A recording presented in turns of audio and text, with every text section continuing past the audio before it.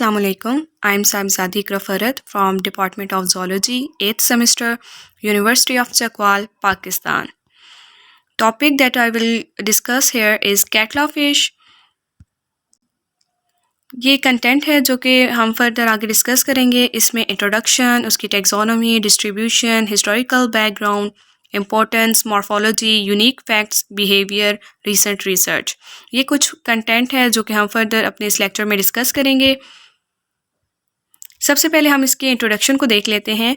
जो कैटला फ़िश है इसको कॉमनली पाकिस्तान के अंदर थैला कहा जाता है, थैला fish, and it is important part of polyculture system. जो पॉलीकल्चर सिस्टम होता है जिसमें डिफरेंट स्पीशीज़ को इकट्ठा कल्टीवेट करवाया जाता है, उनको कल्चर करवाया जाता है, तो कैटला भी उस पॉलीकल्चर सिस्टम का इम्पोर्टेंट पार्ट है. इसके हैबिटेट को देखें तो ये एक सरफेस फीडर है, मतलब जो सरफेस पे, वाटर की सरफेस पे जो फाइटोप्लैंक्टन, जू प्लैंक्टन, स्मॉल इंसेक्ट्स, क्रस्टेशियंस वगैरह होते हैं, ये उन पे फीड करते हैं. इनका स्पॉनिंग पीरियड जो है वो अप्रैल से लेट जुलाई तक होता है. कैटला फ़िश जो है ये प्रोटीन मेजर सोर्स है जो कि पाकिस्तान के डिफरेंट बॉडीज़ से ऑब्टेन किया जाता है. देन इसकी टेक्सोनॉमी है, यानी कि इसकी क्लासिफिकेशन है. जो कैटला फ़िश है ये किंगडम एनिमेलिया से बिलोंग करती है. Phylum chordata, class actinopterygii, order cypriniformes, family cyprinidae, genus catla, species catla, और इसका साइंटिफिक नेम भी कैटला स्पीशी ही है. डिस्ट्रीब्यूशन को देख लेते हैं तो ये बेसिकली फ्रेश वाटर हैबिटेट में रहती है जो कि साउथ एशिया में ज़्यादातर ये पाई जाती है, जिसमें पाकिस्तान, इंडिया, बांग्लादेश, नेपाल वगैरह आ जाते हैं. पाकिस्तान के अंदर ये इंडस रिवर सिस्टम में प्रेजेंट है. इंडिया के अंदर ये Ganges, Yamuna and Brahmaputra river system के अंदर प्रेजेंट है. बांग्लादेश के अंदर ये मेजर रिवर सिस्टम है जैसे कि गैंगेस है, ब्रह्मपुत्रा है, मेघना है. नेपाल के अंदर ये तेराई फ्लड प्लेन्स के अंदर प्रेजेंट होती है. हिस्टोरिकल बैकग्राउंड क्या है कि ये स्टार्ट में इंडियन स्टेट में ही इसकी कल्टीवेशन स्टार्ट हुई थी. देन इसकी ग्रोथ रेट इसका बहुत ज़्यादा था, इसकी डिमांड बहुत ज़्यादा हो गई, तो ये India, Bangladesh, Myanmar, Laos, Pakistan और थाईलैंड में भी कल्टीवेट होना शुरू हो गई. 1950s में इसको ऑब्टेन करने का एक ही ज़रिया था, ये लाइक रिवराइन सिस्टम से इसको ऑब्टेन किया जाता था. 1957 में इसको पॉलीकल्चर सिस्टम में इंट्रोड्यूस करवाया गया और पॉलीकल्चर सिस्टम को रेवोल्यूशनाइज किया गया कि उसमें कैटला फ़िश को भी इंट्रोड्यूस करवाया गया. और इसके अलावा इंडिया, पाकिस्तान, नेपाल, इन कंट्रीज़ के अलावा इसको अदर कंट्रीज़ में इंट्रोड्यूस करवाया गया, जिसमें Sri Lanka, Israel, Japan and Mauritius आ जाते हैं. और जो कैटला स्पीशी है ये 3 स्पीशी पॉलीकल्चर का भी इम्पोर्टेंट पार्ट है एंड 6 स्पीशी पॉलीकल्चर का भी इम्पोर्टेंट पार्ट है. 3 स्पीशी पॉलीकल्चर में इसके साथ कैटला के साथ रोहू, मैरीगल स्पीशी को कल्टीवेट करवाया जाता है, जबकि 6 स्पीशी पॉलीकल्चर सिस्टम में इन तीनों के साथ 3 और स्पीशीज़ आ जाती हैं, जिसमें कॉमन कार्प, ग्रास कार्प और सिल्वर कार्प आ जाते हैं. ये मेन प्रोड्यूसर कंट्रीज़ हैं कैटला के, जिसमें Pakistan, India, Nepal, Bangladesh, Myanmar and Laos आ जाते हैं. ये अकॉर्डिंग टू FAO जो है ऑर्गेनाइजेशन, उसके मुताबिक ये डाटा है. इम्पोर्टेंस क्या है? इम्पोर्टेंस इसकी सबसे पहले फूड एंड न्यूट्रिशन के हिसाब से देखते हैं. इसकी जो कैटला फ़िश है ये हाईली प्रेफर्ड फूड फ़िश है. क्यों? एक तो इसका लार्ज साइज़ है, लाइक इसका जो साइज़ है, इसका ग्रोथ है 1 से 1.2 मीटर है, और इसका जो वेट होता है वो मैक्सिमम 40 kgs तक होता है.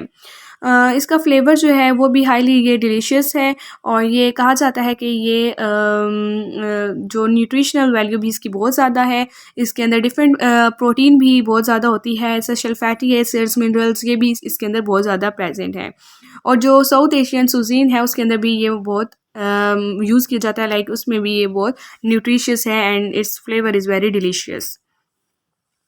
एक्वाकल्चर है, एक्वाकल्चर के अंदर भी इंपॉर्टेंट रोल प्ले करती है. वो कैसे कि एक तो ये इसका ग्रोथ रेट बहुत ज़्यादा हाई है, लाइक जो मेजर कार्प है उसके अंदर 3 स्पीशीज़ कल्टीवेट करवाई जाती हैं. एक कैटला हो गई, मैरीगल एंड रोहू.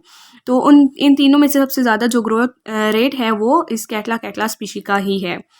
उसके अलावा पॉलीकल्चर सिस्टम में क्या होता है कि ये इफ़ेक्टिवली इसको हम ग्रो करवा सकते हैं, क्योंकि ये जो सबसे अपर लेयर होती है वाटर की, ये उसको यूटिलाइज़ करती है, और जो बाकी स्पीशीज़ होती हैं वो जो नीचे डिफरेंट जोन होती हैं उसके अंदर प्रेजेंट होती है. इकोलॉजिकल रोल क्या है कि जो कैटला फ़िश होती है ये हेल्दी इकोसिस्टम को मेंटेन करती है।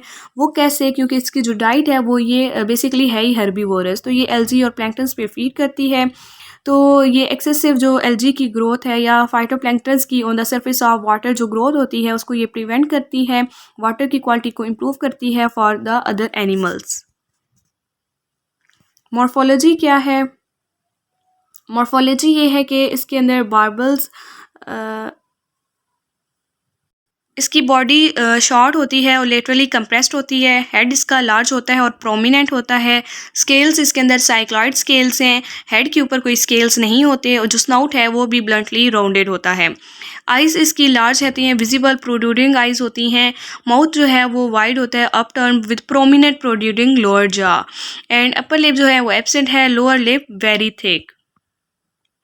बार्बल्स एब्सेंट होते हैं। लोअर जा जो है वो आर्टिकुलेशन होती है उसके साथ, और गिल रेकर जो है वो लॉन्ग एंड फाइन होते हैं। और इसके जो कलर होता है वो बैक से ग्रेश होता है और बिलो से वाइट होता है। और जो इसके फिन्स होते हैं वो डस्की कलर के होते हैं। एनल फिन जो हैं वो शॉर्ट होते हैं। पेक्टोरल फिन लॉन्ग होते हैं। कॉर्डल फिन जो है वो फॉक शेप होता है। और डॉर्सल फिन जो है वो पेल्विक फिन के साथ ही प्रेजेंट होता है और उसके अंदर 14 से 16 ब्रांच रेज भी प्रेजेंट होते हैं। ये इसकी मॉर्फोलॉजी है। लाइक इसका माउथ जो है वो प्रोमिनेंट है, हेड और माउथ, और लोअर लिप जो है इसका वाइड होता है। और ये डिफरेंट फिन्स हैं, ऊपर डॉर्सल फिन है, नीचे पेल्विक फिन्स हैं, एनल फिन है और लास्ट पे जो है वो कॉर्डल फिन है और इसके ऊपर साइक्लॉइड स्केल्स भी प्रेजेंट हैं। यूनिक फैक्ट्स क्या हैं कैटला फ़िश के बारे में? सबसे पहला जो फैक्ट है वो ब्रीडिंग के हवाले से है।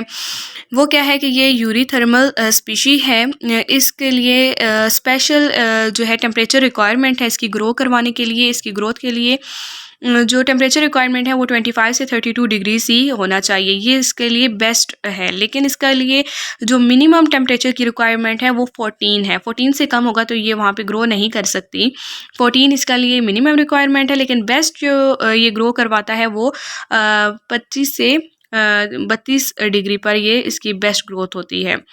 कैटला फ़िश जो है ये ब्रीड करवाना बहुत मुश्किल है क्योंकि इसके लिए इन्वायरमेंटल कंडीशंस बहुत ज़्यादा प्रिसाइज चाहिए होती हैं इसकी स्पॉनिंग के लिए।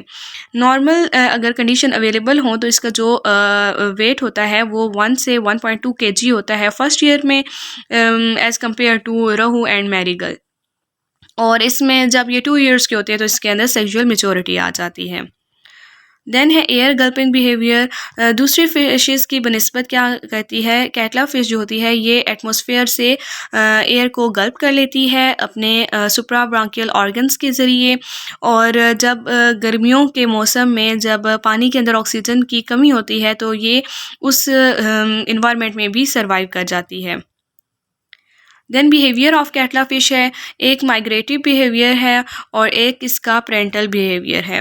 माइग्रेटिव बिहेवियर को देखें तो जो कैटला स्पीशी है, फ़िश है, ये पोटेमोड्रोमस होती है। लाइक ये मूव करती रहती है। और अब ये जो मूव करती है from one ocean to a river, तो ये क्यों मूव करती है? या तो फीडिंग के लिए या ये स्पॉनिंग के लिए मूव करती है। फीडिंग के लिए ये कैसे मूव करती है? लाइक प्लैंक्टन से ब्लूम्स जिस तरफ होंगे ये उस तरफ मूव करेगी। उसके अलावा स्पॉनिंग है, लाइक स्पॉनिंग के लिए मूव करती है अपने मानसून के सीज़न में। अब जो स्पॉनिंग है वो डिफरेंट कंट्रीज़ में उसका टाइम डिफरेंट होता है।